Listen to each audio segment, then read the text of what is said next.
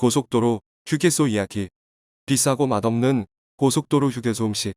가격 해보해보니 많은 국민이 이용하는 공공시설 중 고속도로 휴게소만큼 명암이 교차하는 곳도 드뭅니다.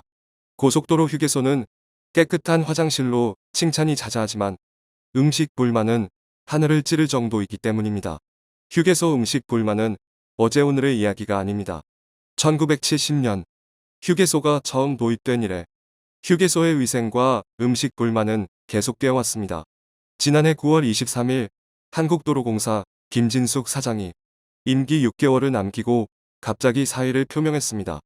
본인은 일신상의 이유라고 했지만 국토부 장관의 감찰 지시에서 비롯된 일이었고 국토부와 갈등을 빚게 된 표면적인 이유가 바로 고속도로 휴게소 음식값 10% 인하였습니다.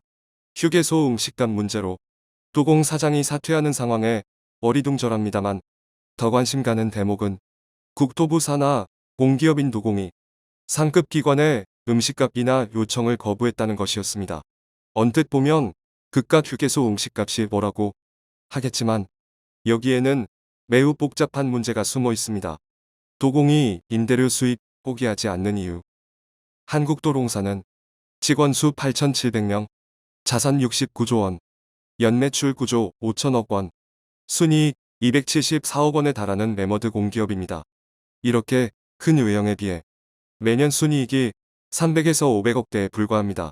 물론 공기업이 많은 이익을 내는 게 비정상이지만 결과적으로 도공은 자체적으로 쓸 돈이 거의 없습니다. 도공의 수입은 도로를 건설하는 사업 50%와 통행료 40%, 나머지 부대 사업 임대료 10%로 이루어져 있습니다. 여기서 도로 건설 사업은 정부 예산을 단지 집행하는 것이라 이익이 없으며 통행료 수입 역시 이용을 제외하면 전부 기획재정부에 회수되어 이익이 없습니다. 결국 도로공사가 이익을 거둘 수 있는 곳은 오로지 휴게소와 주유소에서 거두는 임대료뿐입니다. 도공은 매년 휴게소, 주유소에서 2천에서 3천억 원의 임대료를 거둡니다.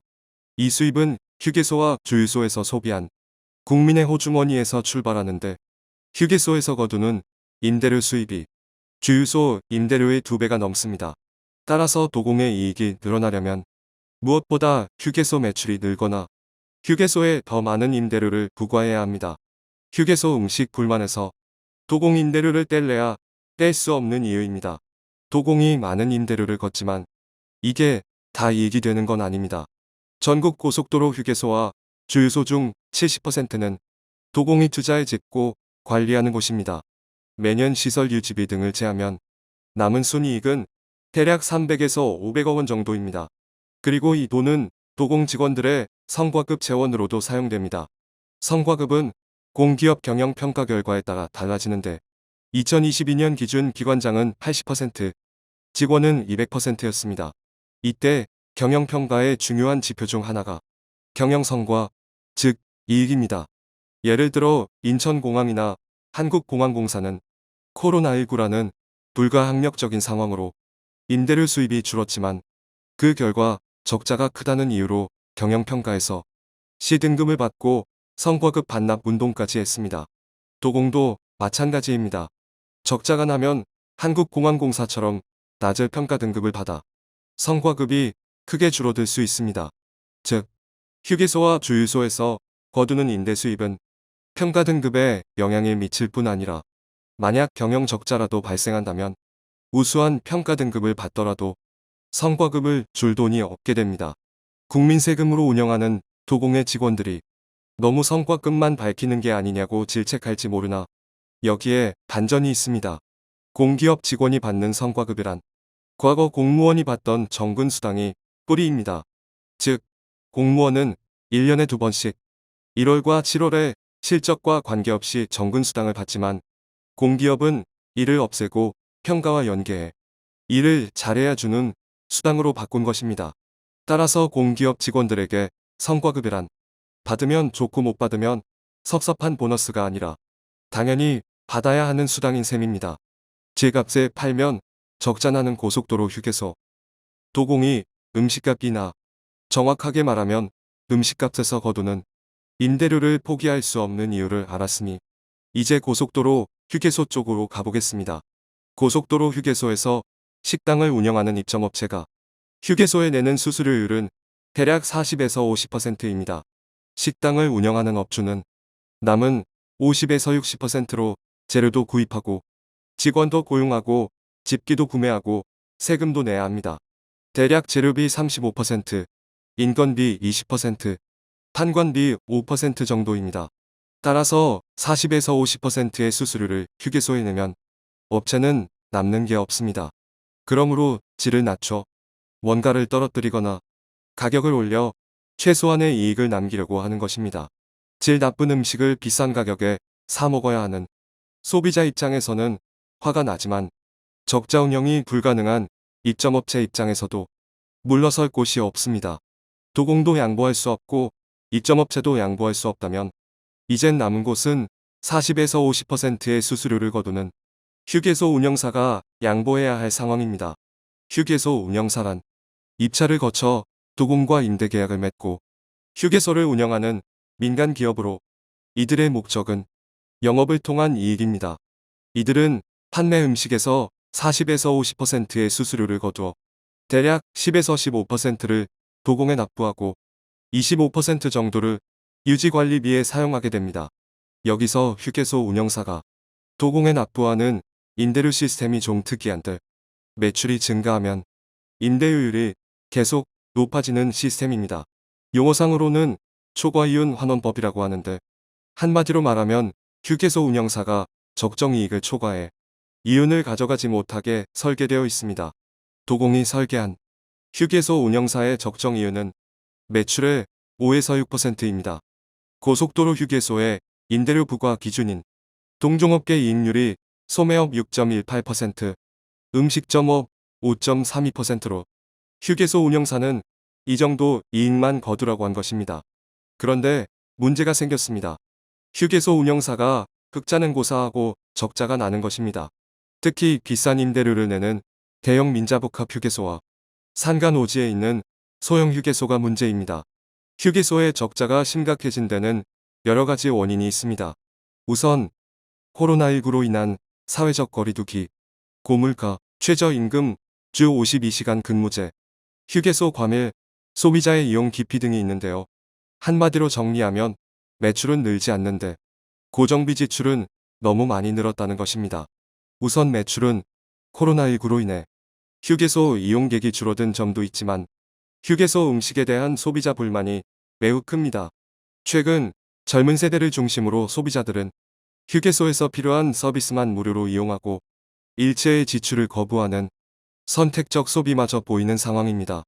또한 고정비 증가도 물가나 인건비 상승 등 외부 요인이 있지만 고속도로 휴게소가 부담하는 공공서비스 비용을 빠뜨릴 수 없습니다. 예를 들어 고속도로 휴게소는 손님이 없어도 연중 무휴로 주차장, 화장실, 샤워실 등을 종일 운영해야 합니다. 그런데 이 비용을 도공이나 고속도로 통행료에서 내주는 구조가 아닙니다. 오로지 휴게소를 방문한 이용자의 소비에서 부담하는 구조입니다. 따라서 코로나19처럼 휴게소 이용객이 줄면 공공서비스 비용 부담은 급격하게 증가합니다. 제가 분석한 결과 이렇게 휴게소가 매년 부담하는 공공서비스 비용이 휴게소 매출의 약 4에서 5%에 달하는 것으로 나타났습니다. 즉, 도공이 거두는 임대료가 실질적으로 15에서 20%나 되었던 것입니다. 누군가는 공항이나 터미널과 역을 비교하며 똑같지 않냐고 반문하겠지만 공항은 항공기 티켓과 별도로 공항 이용료를 부과합니다. 역과 터미널의 경우 이용료는 없지만 시설관리 비용을 모두 임대주인 코레일과 운송사가 부담합니다. 고속도로 휴게소만 입점업체인 을에게 모든 관리 비용을 전가하는 계약 구조입니다. 따라서 휴게소 운영사 역시 10에서 15%의 임대료에 더해 4에서 5%에 달하는 공공시설 유지비를 부담하는 상황에서 추가 비용을 부담할 능력은 없는 셈입니다. 해결 불가능한 과제 아니다. 그렇다면 지금까지 어떻게 유지되었던 것일까요? 과거 휴게소가 황금알을 낳는 거위 시절에는 이런 구조에서도 영업이 가능했습니다. 휴게소는 부족했고 이용객은 넘쳤기 때문입니다. 하지만 지금은 휴게소도 너무 많고 이용객의 소비도 예전 같지 않습니다. 도공은 매년 새로운 고속도로와 휴게소를 쏟아내고 있습니다. 운전자의 편의를 보장하기 위해 매 25km마다 정기 휴게소를, 그 중간에는 간이 휴게소를 짓고 있는데요. 이렇게 늘어난 휴게소가 공공서비스 차원에서는 장점이지만 매출이 있어야 운영 가능한 휴게소로는 감당하기 어렵습니다.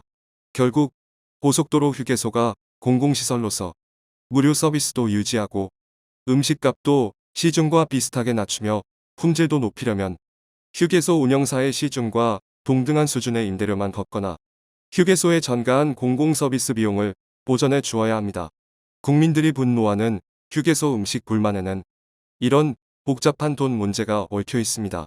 그러므로 이 구조에 대한 이해와 휴게소 이용료와 같은 새로운 재원 마련이 해결되지 않는 한 휴게소는 계속 밥값을 올리려고 할 것이고, 도공은 외부에 질타가 있을 때만 잠깐 움직일 뿐 근본적인 해결에는 외면할 수밖에 없는 것입니다. 어떻게 보면 국민의 세금으로 지어진 휴게소에서 국민이 내는 밥값으로 공기업 직원의 성과급과 공공서비스 비용을 마련한다는 게 비정상으로 보입니다. 더구나 휴게소를 무료로 이용하는 사람은 어떤 부담도 없는 반면 휴게소에서 식사하는 사람이 그 몫까지 대신 부담하는 구조는 형평성에서도 어긋나 보입니다. 그런데 휴게소 식사로부터 거두어들이는 도공임대료는 연간 500에서 600억 원에 불과합니다. 어찌 보면 큰 돈이지만 해마다 설과 추석 연휴 통행료 면제로 사라지는 1,400에서 1,500억보다는 적습니다. 따라서 이 돈을 마련하는 것은 해결 불가능한 과제도 아닙니다. 정부와 도공, 휴게소가 머리를 맞대고 근본적인 재정 대책을 수립해 국민이 느끼는 고통과 불만이 머지않아 해소되길 기대합니다.